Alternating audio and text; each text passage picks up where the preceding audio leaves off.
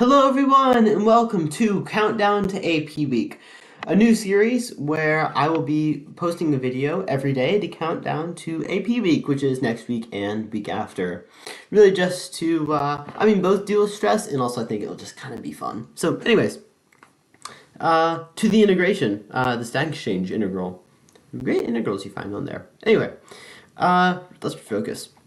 Our integral is this thing with tangent from 0 to 2 pi, but one thing you'll notice is that this is really symmetrical. So one thing that we can actually just note is that this integral right here, so I'll just write I up here, our integral is actually just, we can just rewrite it as being 2 times the integral from negative pi over 2 to pi over 2, and then, our d theta over a squared tan squared theta plus 1.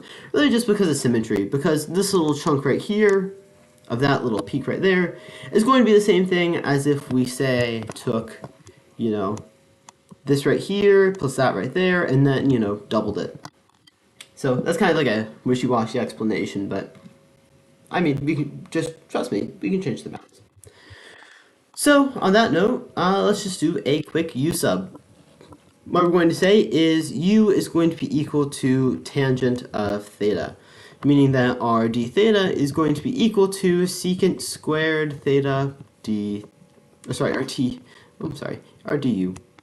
Do pardon me. Our du is equal to secant squared d theta, but secant squared is just tan squared plus 1, but tan is just u.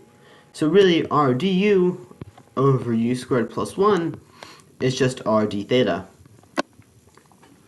Subbing all of this in, we find that our integral is equal to 2 times the integral from negative infinity to infinity, and this is just the way we're taking the limits.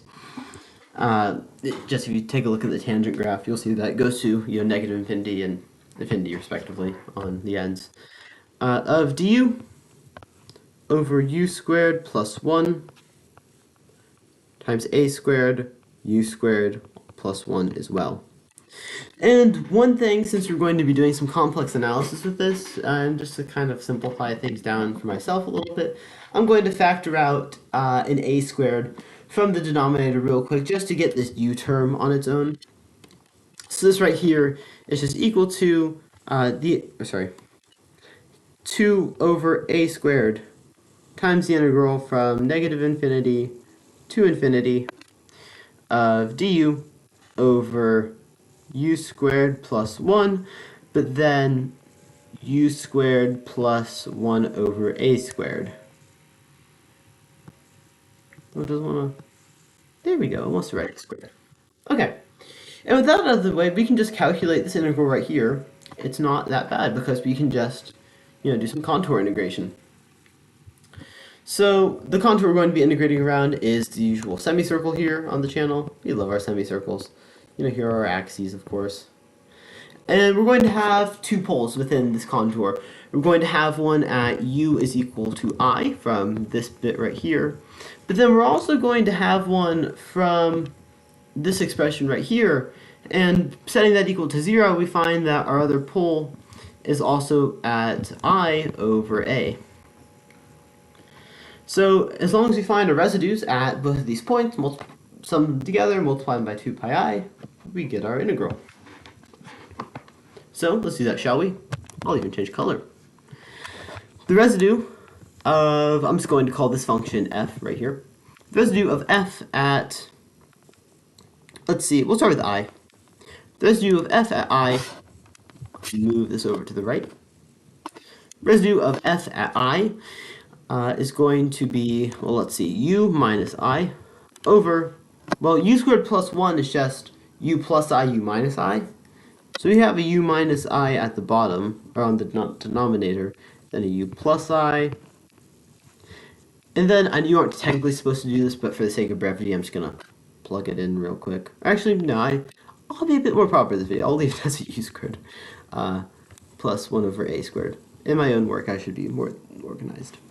But you can see that in the limit, because this technically is a limit as u approaches I, these do cancel, leaving us, I'm going to plug in u equals I now in this step, which leaves us with 1 over 2i times 1 over a squared minus 1. And now we can just find the residue at u equals I over a. And yeah, that's just our next step real quick. So the residue at residue of f at I over a, this one might be slightly messier. What we have then is a u minus I over a.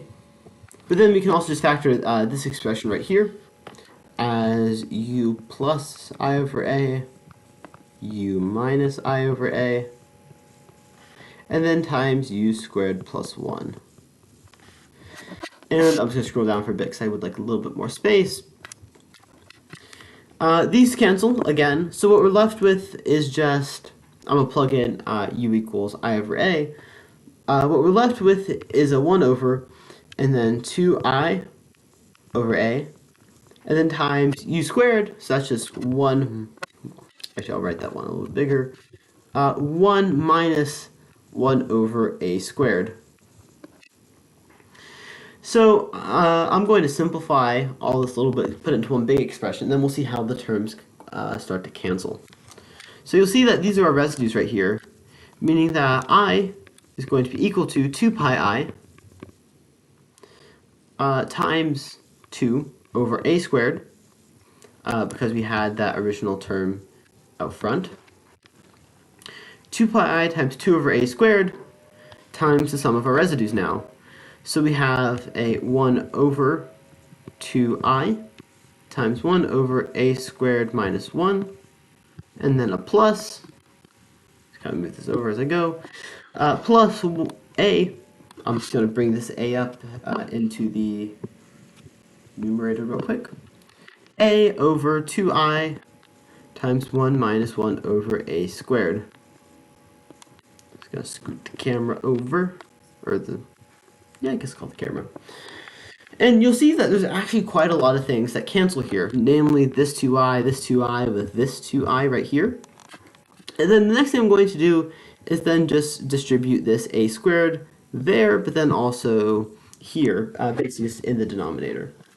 So then what we have, kind of really simplifying things, we have 2 pi out front, and then we have a 1 over, well, let's see what we have. We have a 1 over a squared minus 1 times a squared, but that's just 1 minus a squared. And we have plus a over, well, again, we're multiplying the denominator by a squared minus 1.